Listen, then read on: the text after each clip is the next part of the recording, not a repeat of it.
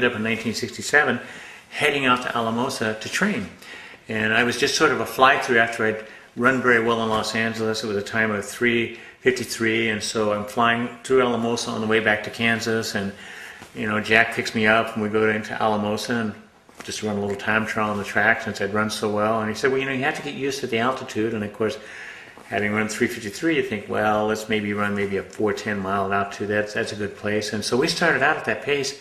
I lasted 600 yards, and I couldn't breathe, and I thought, well, this is crazy. And so I stopped, and I said, Jack, this is a little different than what I thought. And he said, yeah, it's altitude. So I said, well, let's do this again. So I recovered a little bit, and I did finish the second time. I ran a 4:29 mile, and I thought, wow, this is amazing. So that was my introduction to Jack Daniels, and what began then was an introduction to altitude training, but also exercise physiology in terms of the collecting of air samples.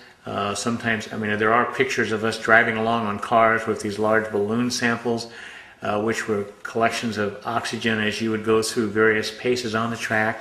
Jack would collect those in balloon samples and lay them off on the side, keep driving around, and then we could tell from those particular samplings your VO2 max uptake.